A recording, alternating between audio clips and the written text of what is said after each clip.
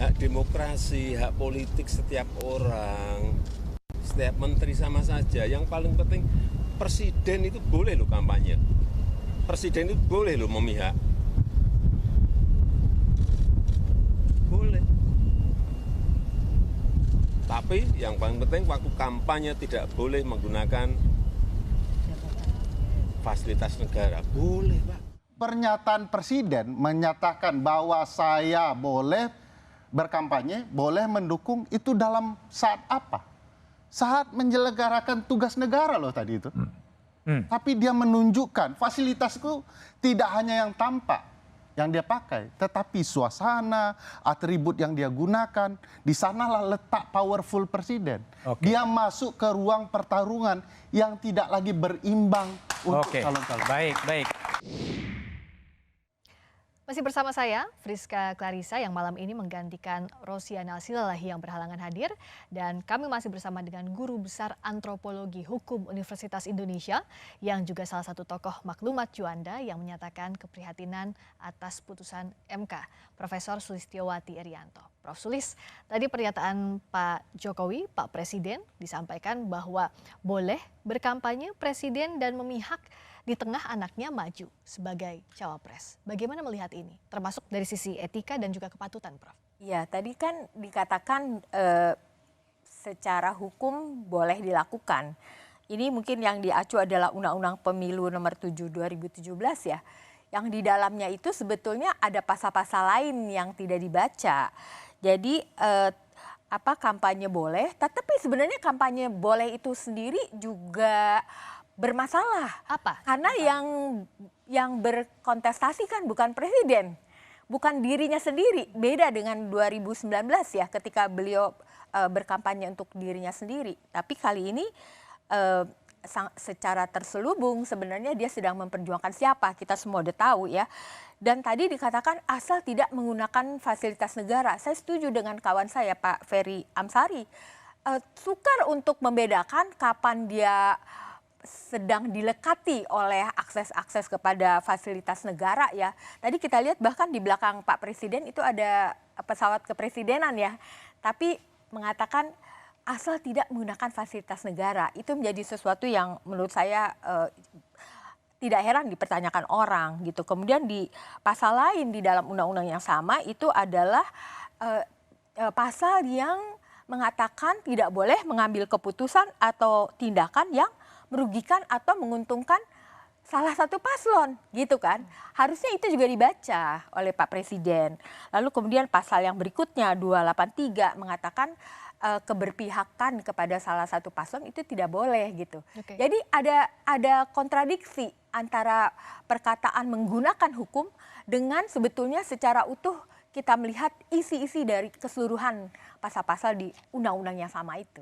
Sehari setelahnya langsung dibahas atau disampaikan oleh Koordinator Staf Khusus Presiden Ari Dwi Payana bahwa meluruskan apa yang disampaikan Pak Jokowi, meluruskan konteks di publik yang dimaksud bahwa koridor aturan ini sudah ada di Undang-Undang Pemilu dan juga praktik politiknya bisa dicek sudah berada dalam sejarah pemilu setelah reformasi, dilakukan juga presiden sebelumnya mulai presiden ke-5 dan ke-6 yang juga memiliki preferensi politik yang jelas dengan parpol yang didukungnya. Apa yang berbeda kalau tadi disampaikan juga oleh Prof. Sulis pasal 282 dan 283 soal kebijakan dan juga tidak boleh ada kondisi untuk menguntungkan salah satu paslon?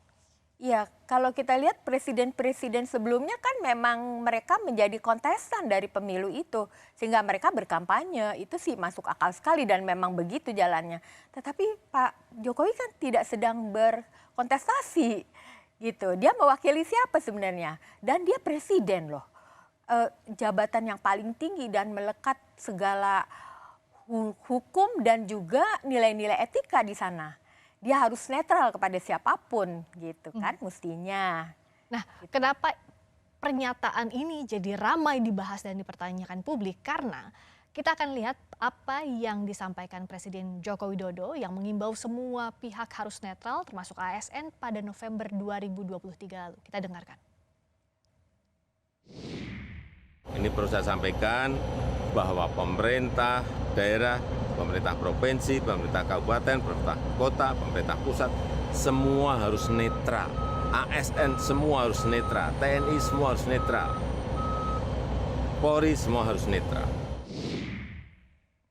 Pertanyaan di publik menganggap apa yang disampaikan Pak Jokowi ini inkonsisten. Prof. Sulis melihat hal itu juga, dan apakah ini memang inkonsisten atau hanya beda memaknai konteks saja? Saya sangat setuju dengan pernyataan Pak Jokowi yang 1 November 2023 ya.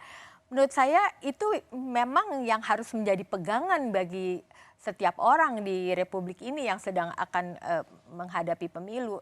Dan terutama yang menjadi tokoh yang memastikan bahwa netralitas itu terjadi harusnya adalah presiden sendiri. Saya kira ya pertanyaan tadi mengingatkan saya pada suatu pendekatan critical legal studies yang mengatakan bahwa hukum itu bunyinya seperti apa akan sangat tergantung pada siapa yang mengatakan dan untuk kepentingan apa. Nah tadi kita lihat semuanya bagaimana ucapan presiden itu bahkan dalam waktu yang sangat pendek berubah tafsirnya terhadap pasal-pasal yang sama, terhadap undang-undang yang sama. Perubahan tafsir ini akan mengganggu stabilitas jelang pemilu atau Sudah tidak? pasti banyak sekali reaksi publik terhadap pernyataan presiden yang terakhir yang mengatakan bahwa presiden boleh berkampanye, boleh berpihak. Itu sangat berbahaya menurut saya. Nah, saya tertarik tadi, hukum itu tergantung siapa yang membunyikannya dan untuk kepentingan apa. Dalam konteks ini, bagaimana Prof. Sulis menilai apa yang disampaikan oleh Pak Jokowi? Karena kan begini, pasti akan ada dua pemahaman yang berbeda seperti yang tadi disampaikan bahwa ini kalau dari istana bilang bahwa toh di undang-undangnya ada. Tapi kita lihat pasal yang lain juga jadi kritik oleh dari Perludem, dari CALS soal hal ini. Nah, bagaimana publik secara jernih untuk melihat ini bahwa kepala negara atau pejabat negara boleh berpihak, tapi di sisi lain tidak boleh juga menguntungkan atau merugikan pasangan calon tertentu? Mungkin saya memberikan ilustrasi konseptualnya ya. Jadi kan ada berbagai ragam paradigma bagaimana hukum itu seharusnya ya. Kalau di dalam legal positivisme itu pada umumnya diajarkan bahwa hukum itu rumusan-rumusannya dipastikan akan memberikan keadilan, akan menjaga masyarakat dari kejahatan dan keserakahan gitu ya. Itu dipastikan semacam itu. Namun praktek-praktek yang menyimpangi filosofi yang begitu luhur ya, itu memberikan inspirasi bagi tokoh-tokoh untuk mengatakan terutama dalam paradigma critical legal studies bahwa hukum itu ternyata dibuat, dirumuskan untuk mendefinisikan kepentingan. Kepentingan siapa? Mereka yang jumlahnya hanya sedikit tetapi punya kekuasaan yang tidak terbatas. Mereka membuat hukum untuk melegalisasi segala tindakannya. Dan caranya itu adalah dengan merepresi kelompok-kelompok lain yang mayoritas jumlahnya tapi tidak punya kuasa, merepresinya dengan cara membuat hukum-hukum itu gitu. Jadi kami yang belajar di Fakultas Hukum itu melihat apa yang sedang didramatisasi di dalam praktek-praktek hukum khususnya di dalam pemilu ini cocok banget dengan paradigma di critical legal studies gitu. Bicara soal hukum dan kepentingan, to be fair kita juga lihat masih ada menteri-menteri aktif dari Pak Jokowi yang maju di Pilpres Pak Prabowo. Lalu ada juga Pak Mahfud MD. Bagaimana Prof juga melihat bahwa ada potensi penyalahgunaan kewenangan juga fasilitas di dalamnya? Ya, saya kira publik tidak bodoh ya. Mereka juga melihat kan apa yang disampaikan itu adalah sesuatu yang berbeda dengan tindakan-tindakan gitu. Saya kira itu bahkan ada foto-fotonya gitu ya. Saya nggak tahu sekarang kan artificial intelligence bisa diedit foto, suara dan lain-lain. Tetapi ada juga yang memang tidak bisa disembunyikan saking banyaknya. Saking banyaknya saksi, saking banyaknya publik yang melihat gitu. Nah, yang terbaru Prof soal menteri-menteri aktif yang maju di Pilpres ini dari Pak Mahfud MD. Prof Mahfud yang bilang bahwa akan mengundurkan diri dari jabatannya sebagai Menko Polhukam, tapi tunggu momentum. Kita dengarkan. Ya. Bahwa saya pada saatnya yang tepat nanti pasti akan mengajukan pengunduran diri secara baik-baik. Situasinya tidak berimbang. Pihak lain tampak menggunakan jabatan. Betul. Jemput, diantar dan sebagainya. Malah yang terakhir ini menteri-menteri yang tidak ada kaitannya dengan politik juga sudah ikut tim sukses. Sebab itu saya kira percontohan saya ya sudah cukup. Tinggal menunggu momentum. Kalau bilang menunggu momentum, momentum apa yang ditunggu kalau dari kacamata Prof. Sulis? Saya kira ya, meskipun tidak ada hukum yang mengatur bahwa menteri harus mundur, secara etik itu begitu seorang menteri menyatakan bahwa dia akan menjadi calon presiden atau calon wakil presiden, dia harus mundur. Saya kira